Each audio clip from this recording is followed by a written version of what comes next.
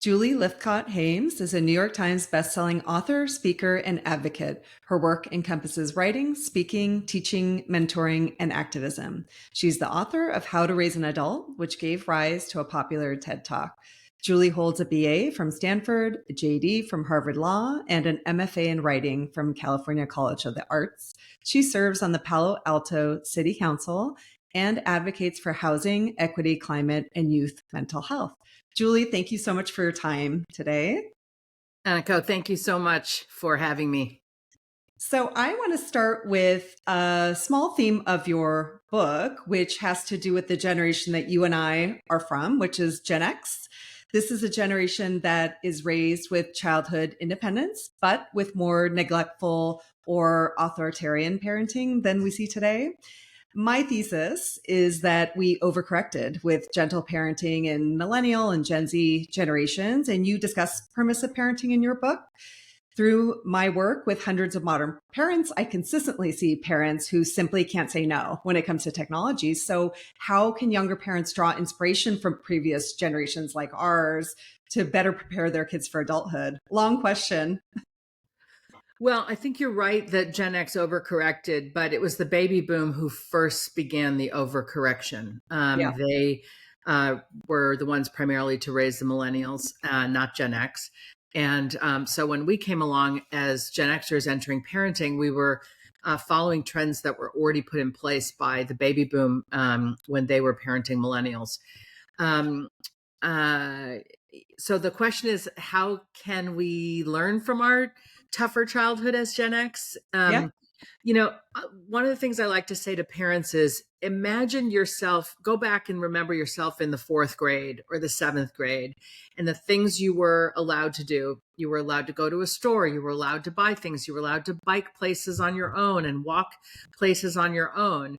And why do you want to deprive your kid of that joy, that enthusiasm, that wonder that they can really only experience when they're not constantly being watched and hovered over? We have created a society that is full of fear. We're so worried that sort of anything can happen at any moment. It's essentially we've put our kids in these cages where we watch them all the time with technology, with surveillance technology, with cell phones. And I think we've all got to, be curious about what is it doing to a young human to be constantly watched and surveilled in the name of safety and protection. What is that actually doing to their psyche? What is it doing to their psychological wellness? It gives off a lack of trust.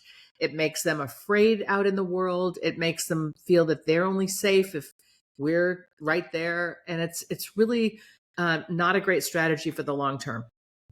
I think what you said there is so key about think back to when you were a kid, right? Because I have so many conversations with parents. I've spoken to thousands of them at this point in my parent eds.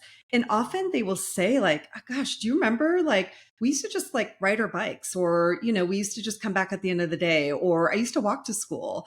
And they talk about it as if it's like an era that's gone, which in a way is so true. But I often think we don't have to make it that way. We can change that. Like it's up to us as parents, right? To Yeah. change the Yes. norm and the status quo.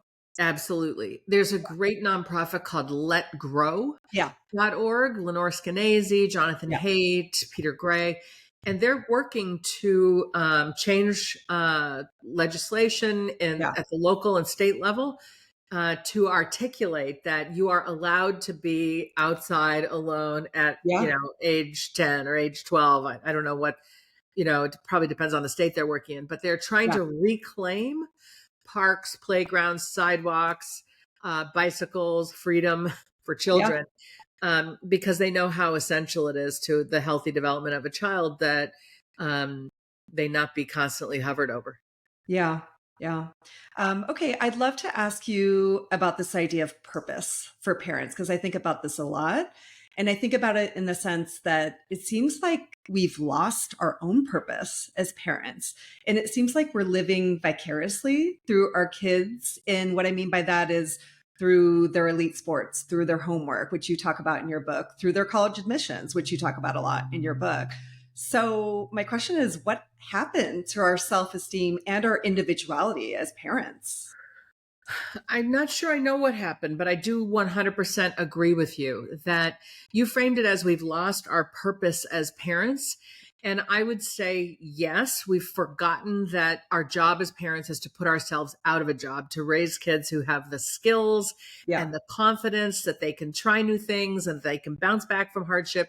Right? We've forgotten that that's our job. We've decided our job is to protect and prevent everything from happening by doing it for them. Yeah. And so they become these chronologically grown people who haven't had the little experiences along the way that would teach them how to handle stuff, figure stuff out, problem solve, and bounce back. The other piece of this is when you say we've lost our purpose as parents, in some ways, we've become people whose only purpose is to be parents. Yeah. And so that's where the ego piece comes in. It's like, my worth is completely made up of my child's achievements. Yeah. I am the parent. That is my entire sense of self.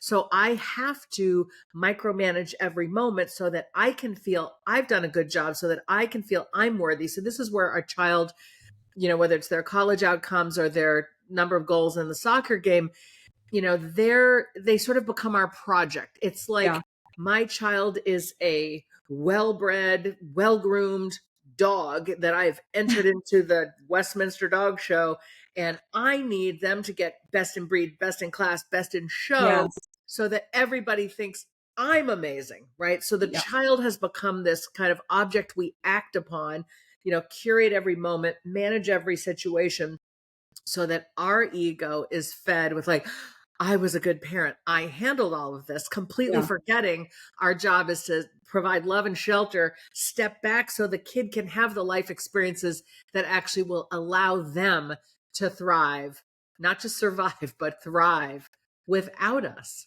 Yeah. because that's the end point. We'll be dead and gone one day. This is the harshest thing I say. We'll be dead and gone one day, and we need to know well before that our kids have got it. Yeah. We think, oh, as long as they can be in contact with us. But how many kids today are texting their parent? When I say kids, I mean young adults. Like, Yeah. I got a flat tire. A parent a different state away is like trying to solve the flat tire. No, the kid should use the phone to call AAA. Yeah. Better yet, the kid should know how to use the jack and the spare tire in their Yeah. car if you have a license. But their whole go-to support system is like, I got to text my parent. That is not a long-term solution, because we'll be dead and gone one day.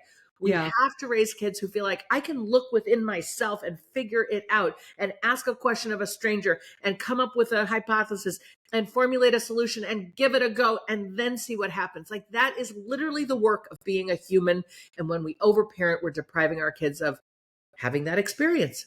Yeah, I'd love to push on that a little bit because you and I both agree that cell phones don't actually cause overparenting, right? Sure. So, but I think we both also believe that they've sort of supercharged it.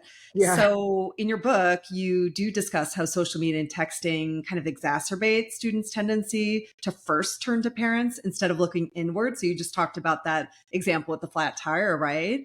And for parents to immediately respond. I actually wrote a Substack, which I titled Why I Tell My Newly Connected Son Not to Text Me.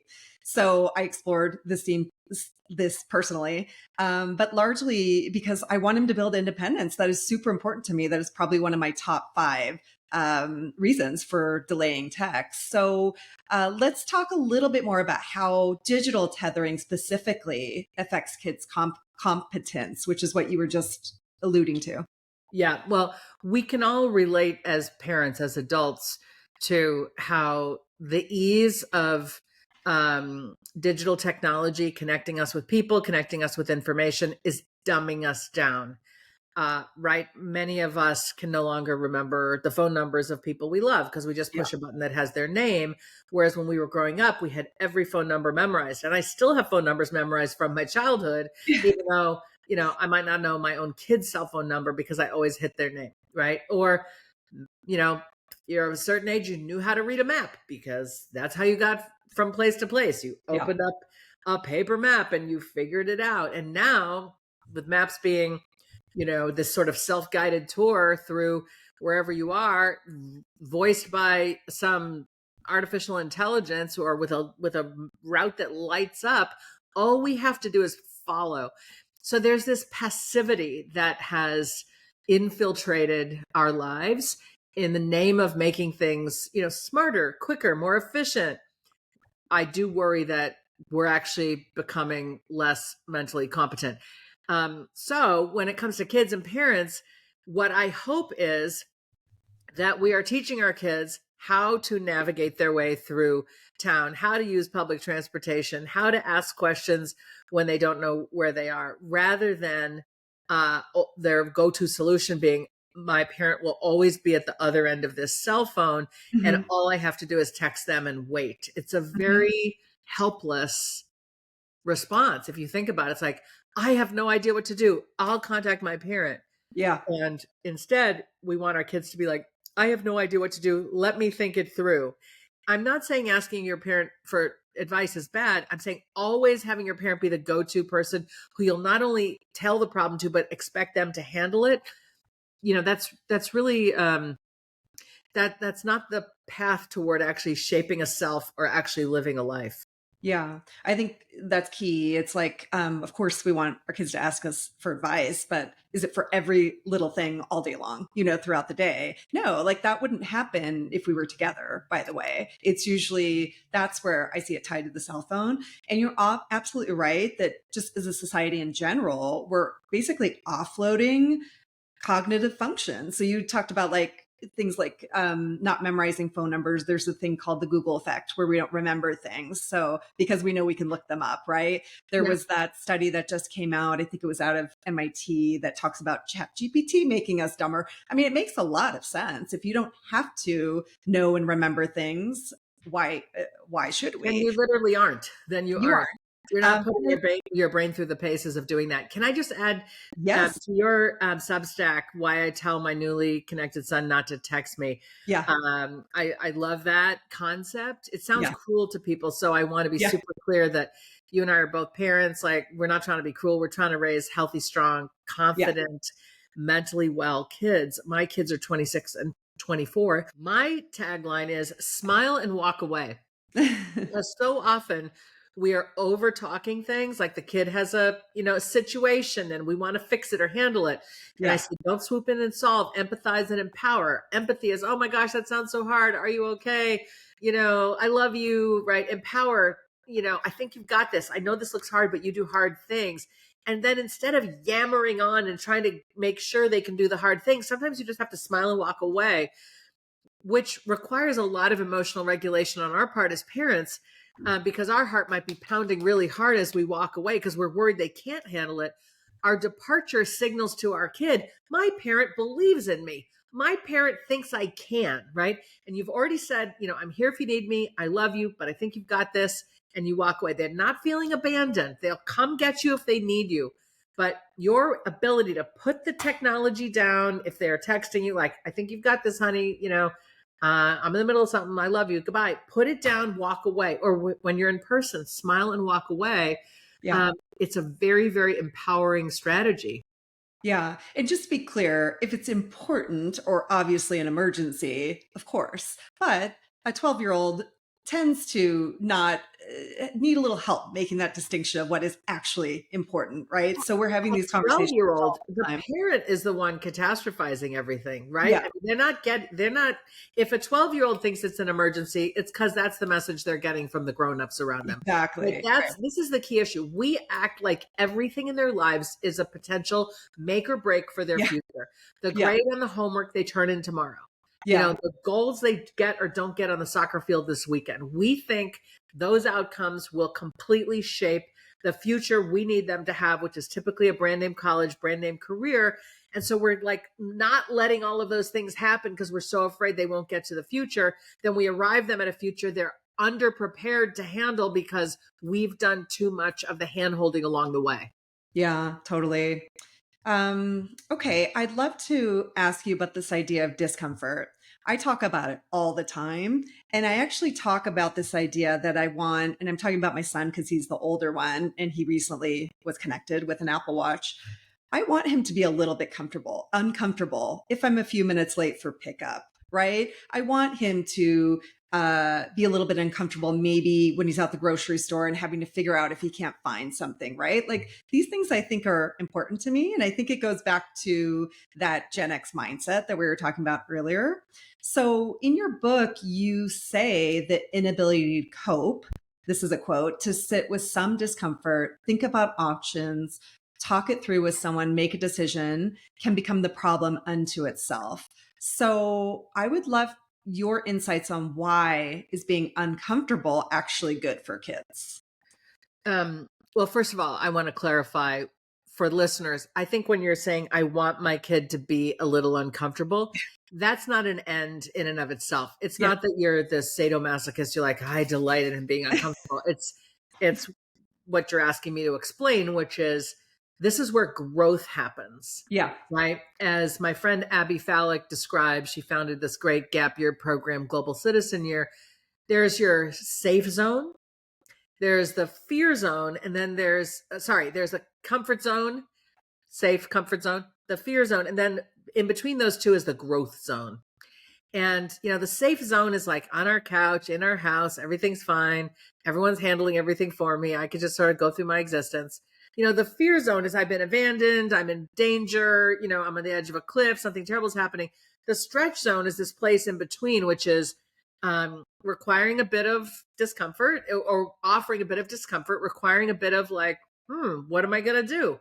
This is where we grow. So we're actually saying, I want my kid to grow more skills, more emotionally resilient, more confident in their own existence, their own ability to kind of make something happen in their lives by asking a question, by taking a next step. Like we want them to be in that place where they have to do the critical thinking in order to let the next step unfold. So we're really rooting for our kids' growth and ultimate success by making sure that life is not always so comfy cozy that they never feel this discomfort. Yeah, totally.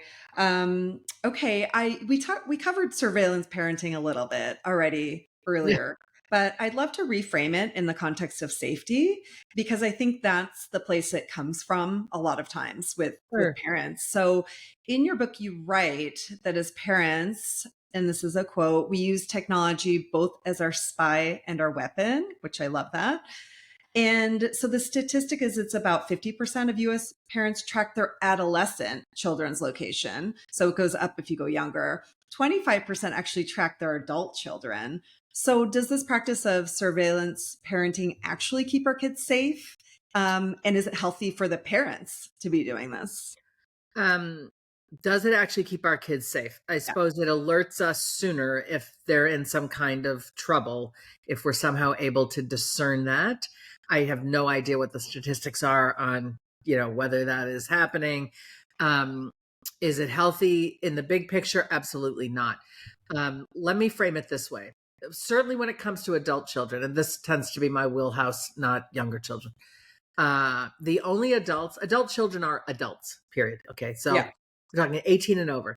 The only people 18 and older who are constantly watched, whose movements are tracked, who are on video cameras, are people who are incarcerated and people who are in a mental health facility where they might be a danger to themselves or to others, or maybe people who are in kind of a probationary parole rehab situation where it's not quite, people don't quite trust that they have the capacity to be safe and keep themselves safe. Okay.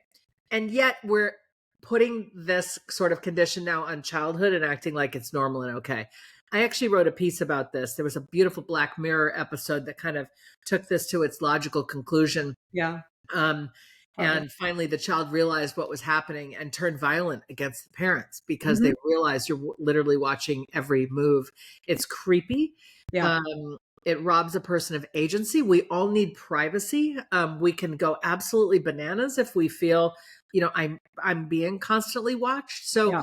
I'm really hoping that someone in the psychology community is currently running a longitudinal study where they're going to publish it in a few years and say, look, we've tracked all these people who've been watched their entire lives. And guess what? There's something wrong with them. I will not be surprised when that research comes out.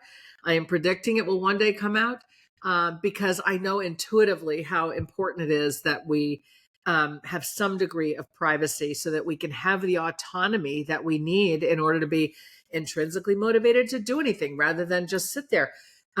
Also, we give our kids a false sense of security when it's like, I mean, I had a friend tell me once, oh, my kid violated his curfew, but at least I can see where he is. And I was like, is that really the satisfaction you're yearning for? Like, he violated his curfew? Aren't we supposed to be building relationships of trust with our kids? Like, Yeah. love and trust are the best things we have. If they're violating curfew, you know, that's a break in the trust. It's not like, okay, because the technology shows you where he is, Yeah. right? And then he's actually like, well, mom knows where I am, even though I've broken my curfew. Like, what's going on? You're letting technology actually stand in the way of good parenting. So, Yeah. look, use it in emergencies, but I think adults being tracked by other adults is extraordinarily inappropriate. Yeah. I really do. I think we all have a right to a private life, and we all uh, have places we might visit, and we don't want everyone to know that. Yeah, and not to mention, and I talk about this in the software context, how kids are really smart and they're going to get around your controls and they're going to get around your tracking. There was one example, it was one of these youth activists that was speaking on a podcast, and she talked about how they would all just leave their phones in somebody's mailbox and then take off. And that's like so much less safe than if they had them not being tracked to use an emergency, right? So Right. there's that piece of it too. But I think where I was going with it too was what you talk about in your book as well, is that kids are actually much safer in the real world than any other point in history. Online crime is way up. In, violent crime, for example, is way down. So I think that's also where I was going with that piece. It's almost like a false sense of security, right? Yeah. For a lot of Right. reasons. It's a false sense of the risk. We Yeah. think it's like so scary out there. It's actually safer than ever. Yeah. And then the false sense of security, like they're fine as long as I'm watching. Absolutely. I agree with you. Totally. Mhm. Okay. I would love to ask you about phone-free schools. I know you wrote your book well before this was even on the table, right? But I think one reason the phone-free schools movement took this long is parent pushback. Whenever we post clips on this topic, like for the podcast or anything else, we see parents getting upset about not being able to be digitally tethered to their kids. It's a lot of the stuff we talked about already. So, what's your take on this in particular? And why are phone free schools important for preparing kids for success? Yeah. So the book we're talking about is How to Raise an Adult. This is my Yes. first book. It came out 10 years ago, How to Raise an Adult. And it came out uh, in 2015. I was writing about the topic of overparenting before the smartphone, before the iPhone was invented and came out in 2007. I'd already written a piece 2 years before that on the harm of overparenting and it leading to these reductions in skills and fomenting mental health problems.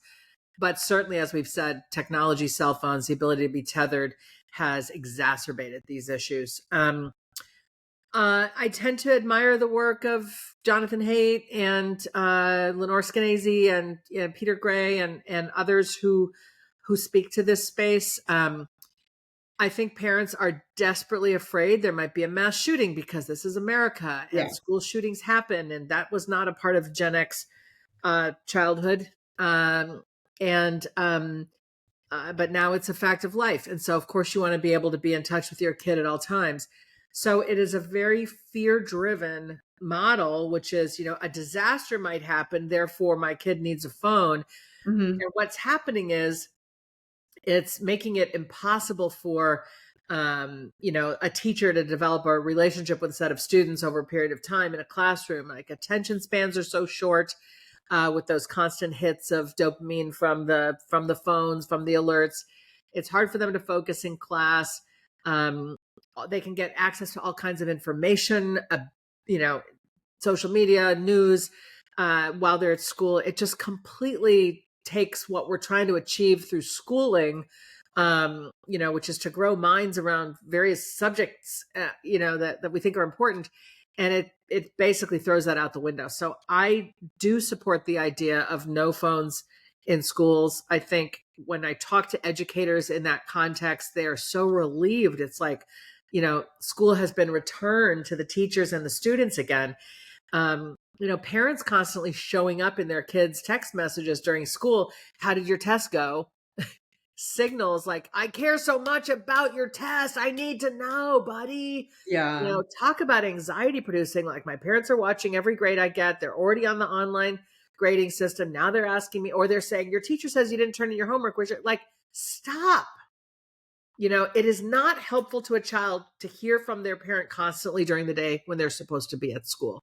So Yeah. this gets back to ourselves. Like, what are we so lacking that Yeah. our entire lives are composed of, like, I'm constantly checking up on my kids every moment, every movement, every grade, every score, and having to, like, run the ticker tape and make sure, like, I'm still successful because, I'm in charge of what's happening to my kid moment by moment. It's nuts. Yeah, I mean, I think a lot about what happened to our trust in our schools, first of all, right? Because you mentioned school shootings, which is incredibly sad, obviously. And I understand the parental fear behind that. But I actually looked up the statistics on this because I'm a data person, right? I'm a social media marketer. So I'm like, what are the actual odds? There was a professor, I think from Northeastern, who calculated this, and it's 1 in 5 million. So you're more likely to be eaten by a shark or struck by lightning. I know it's still scary, right? But I also think for me, let's talk about safety, right? Because I've talked to experts that do this. They're loud, they're distracting, they breed misinformation, right? So they're actually not helpful at all in that situation. And then I often think as a mom, like, would I be wanting to call my kid if there was an emergency? Or would I want them to be paying attention to the protocols of the school and the safety things that are already in place? And that goes back to the trust in schools, right? And then I'll throw one more thing in there too, because you talked about the parents micromanaging the kids and overparenting. This is one of the big things that the administrators complain about. Because I've talked to administrators about, some of the reasons for going phone free. And one of them is that they would actually get calls from the parents in the middle of the day because the kid had complained about something, some policy, something that happened in class. And it's just maddening. Like these administrators can't do their jobs, right? In educating kids. So I just wanted to add those points. I don't know if you wanted to respond to either one of them. Yeah, I've talked at hundreds of schools, and administrators and teachers are increasingly saying my job has completely changed. It's now Yeah. parent management Yep. instead of teaching children. Um, I do appreciate the statistics: 1 in 5 million chance of being in a school shooting, less than the chances of being struck by lightning or eaten by a shark, bitten by a shark. But the truth is, we send our children to school every day. It's a compulsory activity required by the state unless we opt out. Maybe we're not taking them to the ocean. Maybe we keep them inside in thunderstorms. So it Yeah. feels as if Yeah. You have more the threat is control. higher because we're sending them every day, as opposed to opting into activities that might be, put them at greater risk. I believe the data, and I'm 100%, but I'm trying to empathize with the parents who are like, Yeah. yes, but I'm Yeah. seeing it on my 24/7 news that I get into my phone, like some other school was shot up. So what I prefer to focus on is, do you want to raise your kids in a climate of fear or a Yeah. climate of courage? Yeah. Like, the world is scary and unsafe. Stay inside, worry constantly, or the world is scary and unsafe. Prepare me to be a warrior. Let's go. You Yeah. know, I Yeah. would rather be preparing my kids to be warriors. Yeah. And And I'll add one more point because this is a new thing. I think there are so many kid friendly options, like the flip phones coming back. Like we don't need supercomputers in the pockets of elementary kids, and I think that's an important distinction too, right? absolutely, So yeah, absolutely. Thank you for that. Flip yeah, phones are definitely the better solution. yeah, yeah. Yeah. Okay, cool. I want to pivot to colleges. So you spend quite a bit of time, which makes sense because that is where you were for 10 years at Stanford, as the dean of 14. freshmen, right? Dean of freshmen. Yeah. So your book actually advocates for a broader mindset about colleges. I don't know if you've seen Lauren Greenfield's Emmy nominated series. It's called Social Studies. So she actually explores how social media has turned Ivy League admissions into a status symbol. So almost like designer clothing or luxury cars. So I would love to know how you think social media affects young people's college admissions experience. I have hated the reveals since I first saw them Yeah. happening. I Yeah. just thought, My God, here you are. It's the big day. The email's coming. You set up the camera. Yeah. Your kid's going to have some reaction. We see the happy reactions, but what happens to all those sad reactions? Yeah. And it's like, womp womp. We take the video down. Everyone hugs. Like, it's so, it's such a performative. I don't know. Here's what I think. This is one of the most consequential moments of a child's life. Yeah. I think it happens to be a very private thing. Did you Yeah. get into a place you're hoping to get into or not? I think first it's for the child to experience within themselves, then share it with trusted loved ones, and not have it instantly be blasted uh, to the internet. Yeah. There are feelings involved, private feelings, feelings you might not want to have shared when you think about it the next day or a week later, you know? So I just think it's my kid won the lot, my kid, my dog in the dog show just won a Yeah. prize, and I need everyone to know. Whew, Yeah. I I'm not a fan. So yes, I think that social media has exacerbated this sense of Ivy League or Ivy Plus or Yeah. highly elite selective college admission is all that matters. It's just absurd. One of the things I did in How to Raise an Adult is in the appendix in the back. I have a list of the colleges that Harvard Law School took applicants from. So Hmm. Harvard Law School has a class, and I know this because I went there. Harvard Law Yeah. School has a class of about 540 people every year. So, just over 1,500 in 3-year class over the 3 class years. They have 540 seats. They routinely look at over 170 colleges to select their admitted students. If 170 colleges are good for Harvard Law School, can't Yeah. they be good enough for you? Yeah. Yeah. I mean, I kind of have a unique outlook on this, I think, because I went to a design school, right? So there was none of that. And it was one of the best in the country, but it was out of what you're talking about, right? So I'm very comfortable with the concept that Ivies aren't for everyone, right? But I think going back to the reveals that you're talking about, when all you're seeing is because people aren't going to post about maybe something that's considered a lesser college, I guess, right? So when all they're seeing is other people showing how they've gotten in and being so excited about it, it's kind of like this visceral experience, right? And it's really hard to not feel less than if you didn't get in, right? Yourself. It's being thrown in your face, right? So I guess I just wanted to add that piece of it, which is like that didn't exist. I guess 10 plus years ago, right? Is you might have heard from your small group of friends who got into where and what, but now you're seeing it on with billions of people, right? So it just the volume feels higher. And that's my take on it. Like this has always been there, but just like everything else, social media makes it feel like everybody's getting it and you're Yeah. not. And I think 10 years is not quite the right period of time. I mean, Facebook has Yeah. been around since 2004. Yeah. Um, uh, we didn't all have access to it, but I think it's more than 10. I mean, I wrote this book 10 Yeah. years ago. I wrote it 12 years ago. It came out 10 years ago, and I was very Yeah. concerned about social media then. Um, I will say this, when I'm in a live audience and I'm trying to sort of make this point of elite college admission is an obsession that is fomented by those who profit from it. Frankly, Yeah. the elite colleges, the more they can get you to apply, the more people they can reject because the Yeah. class size stays the same. It's sort of simple math. You get more Yeah. people to apply, you get to reject more. Your ranking goes up because you seem to be more highly selective. Yeah. And we've allowed kids now to apply to, because of the Common App, they can apply to 10, 20, 50 colleges.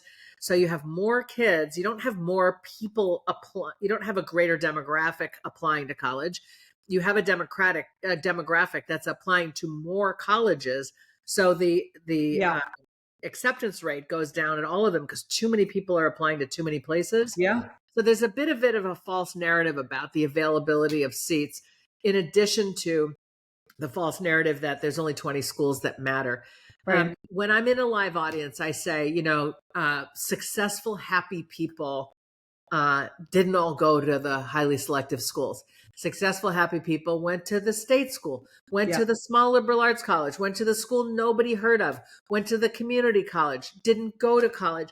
And when I say this, I see the pride building in the audience members because they're like, she's talking about me. I'm one of those community college people. She's talking about me. I'm one of those didn't go to college people, but Yeah. I am happy and I'm successful. Don't you try to tell me, you're better because you went to an elite school. Yeah. And frankly, there are race and class issues attached to this that have to be spoken. There's a Yeah. lot of folks who, for 100+ years, have been in a class that was routinely accepted into these elite places. And when they started to open their doors more and be more intentional about really admitting from a wide swath of our community, the folks who had routinely been privileged in the process got scared and Yeah. and had to be like, what am I going to do to make sure my kid gets into something I just took for granted was going to be handed to me? Yeah, it's such a complicated issue for sure. Well, thanks for explaining that more. That makes a lot of sense. I'd just love to ask you like a couple more things about AI, because again, the book we keep talking about came out well before this really came into the picture here. So, and we touched on this a little bit earlier, actually, but according to a new MIT Media Lab study, generative AI models, so like ChatGPT, are eroding critical thinking skills. So, how do you think AI use is contributing to this declining student competency that we've been talking about? I only have a personal opinion on this. I don't study this. I Yeah, don't read the studies on it. I read the newspaper articles about it, but my yeah, God, I'm deeply worried. I'm a writer, and so yeah, I'm very interested in the fact that so many people are using generative AI to write their own whatevers. I'm just worried again in that memory sense, that sort of cognitive health sense. If you don't think of it yourself, if you don't do the work to formulate it, if you don't do the work to revise and edit and so on, if you don't do the work to outline, isn't that atrophying your own ability to do that again next time? So yeah, aren't we going to find ourselves 5, 10, 20 years from now going, oh my gosh, you know, humans don't know how to think anymore. That's okay. We've got AI to think for us. Like, what kind of existence is that going to be? So yeah. I'm super concerned. I hope we can figure out how to use AI for what it's great for without letting AI be so simple and so easy that we outsource our own capacity to think, create, problem solve to it rather than put ourselves through the paces. Yeah. I mean, I'll be really upfront. We are advocating for 18 plus for all AI. It has to do with safety, but it has to do a little bit with what you're talking about. So, first of all, you know this learning should be a little bit hard, right? There should be a little bit of effort I mean, it's involved. not should by definition. If you're learning, it means you don't know, Yeah. right? It means like, this is new to me. This is Yeah. challenging, right? It's necessary for it to be challenging in order for it to be learning. Yeah, yeah. And then on top of that, I mean, there's so many things I could say about this, but let's just focus on this age group, adolescents, young adults. Cheating is incredibly rampant. I know that a lot of schools are playing kind of games of whack-a-mole with AI detectors. Kids are getting around them. It's quite a mess. But obviously, that doesn't help learning, right? When you're outsourcing something that's supposed to be difficult. And then the thing that I focus on a lot too is the hallucinations, which is when it basically just makes stuff up, right? I don't know if you use it and you've had this experience. I use it quite a bit. But it happens a lot. And the only reason I know about it is because I'm an adult. I know about a lot of things and I know about the topic that I'm having it help me with, right? So I can identify and push back. But I worry that young people, they don't know everything yet, right? That's the whole purpose of school and higher education is for them to get a body of a foundation basically to go from, right? How are they going to catch it if it's wrong, right? And I'm sure maybe these things will be worked out at some point, but as of right now, it is still a big, big problem. So those are and then of course we can get into safety and kind of the psychological aspects of it, but just in terms of learning, those are my biggest concerns. Yeah. I appreciate that. I mean, I'm on the city council here in Palo Alto, and a question was put to us. We were getting a presentation on something, and I didn't agree with what staff was presenting to us. And so I quickly Googled, blah, blah, blah, blah, blah. And I got back the answer I wanted, which basically said, oh, staff, you're wrong. Like, it's this. And later on, they said, do you mind us using you as an example? You just use Chat GPT or AI or generative, whatever, to get the answer. Let us show you that this is wrong. Yeah. And, I was embarrassed, but delighted that I'd had the experience, because it has really muted my inclination of, let me just get the answer, Yeah. Yeah. I mean, it's one thing to like go to a source that you respect and read what they have to say.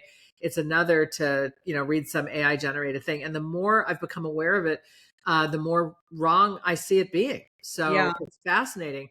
I'm terrified about this, not just for kids, but for all of us, because Yeah. I think if I wasn't discerning enough with all my education, Yeah. that night under pressure to like get something right, like, I think a lot of people are going to fall into that trap, whatever their age is. For sure. Yeah. I mean, it's moving very quickly. We're obviously keeping an eye on it, but it just feels like the biggest game of whack-a-mole I can think of, right? One thing pops up, you fix it, another thing. It's really, really hard for us to keep up, honestly. Yeah. I'm gonna ask you one more thing, and it's sort of, I suppose, ending on an optimistic point, but I'd love to know. So AI, we tend to kind of be, I think, a little bit more skeptical, at least in our generation, like what we're talking about, right? So it tends to be a little bit more of a scary conversation. But I would actually love to know what skills you think graduates are going to need most as AI continues to rise. So how can we kind of pivot a little bit and say, what do you think young people are going to need?